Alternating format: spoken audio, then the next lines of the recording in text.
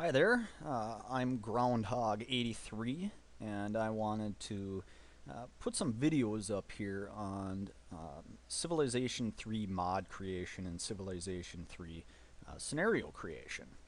And I've decided to start recording this, um, well, for the record so that people can see kind of some of the decision making process that goes in and how to actually do this. And this is actually a huge undertaking.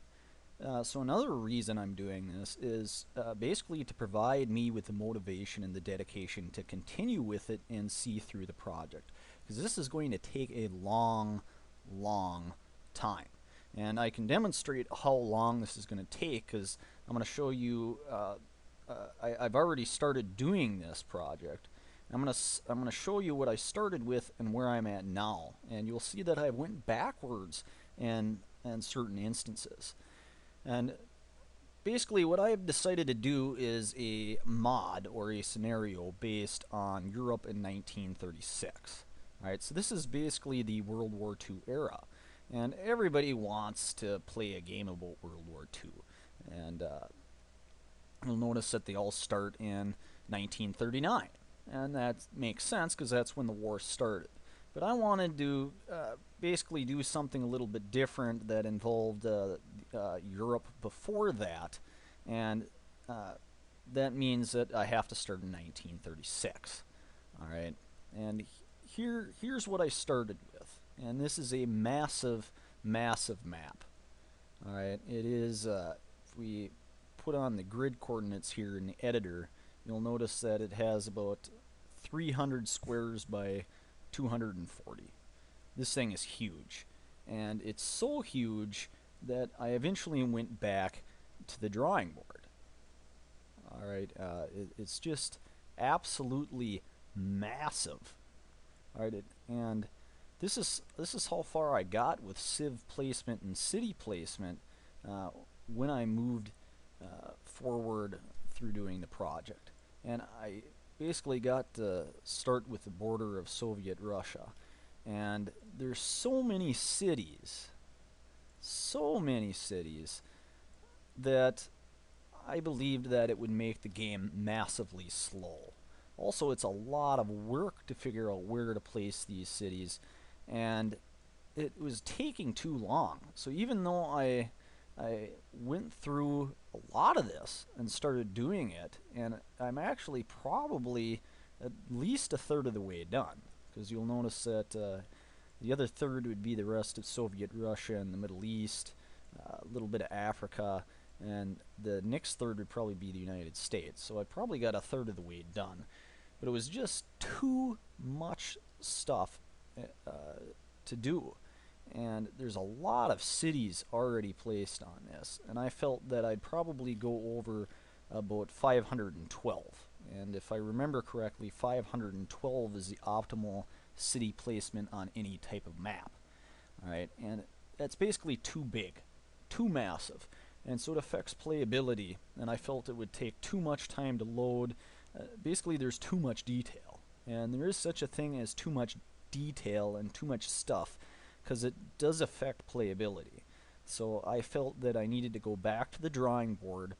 I also ran into a problem with a bug, where basically how I had set the technology in this first design wasn't working either.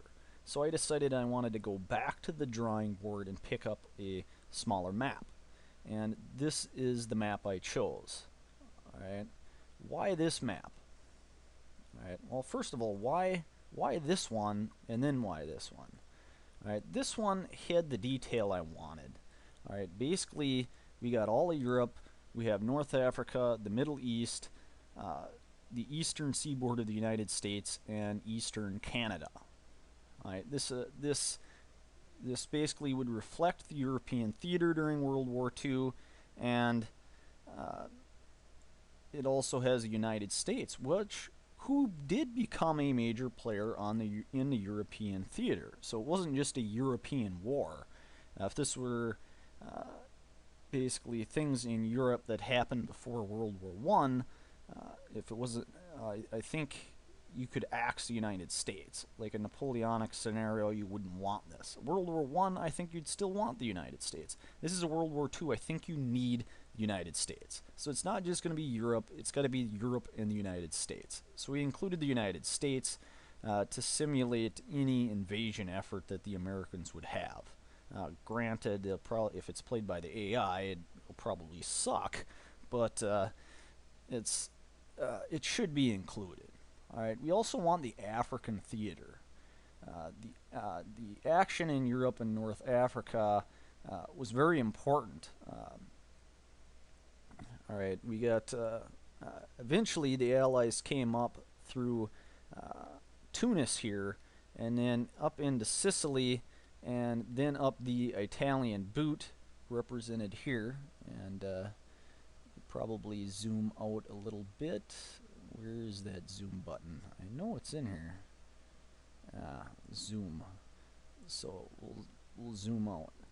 So basically, you can see Africa, and the British started over here, and the Americans in 1943 over here, and eventually they pushed the Germans and Italians out through Tunis, which right here, and then they advanced into Sicily here, and then up the Italian boot, knocked the Italians out of the war, and by the end of the war they were up in the mountains here. So I think I decided you needed the African theater to simulate going through Africa and then up the Italian boot. And that's really where Italy fought, and Italy should be included and was a major power during World War II. So you need North Africa. So I decided to do a European scenario. You wanted North Africa, the United States, and Europe, and that's why we included that. We included something deep into Russia, into the Soviet Union, because Europe really goes into the Ural Mountains here.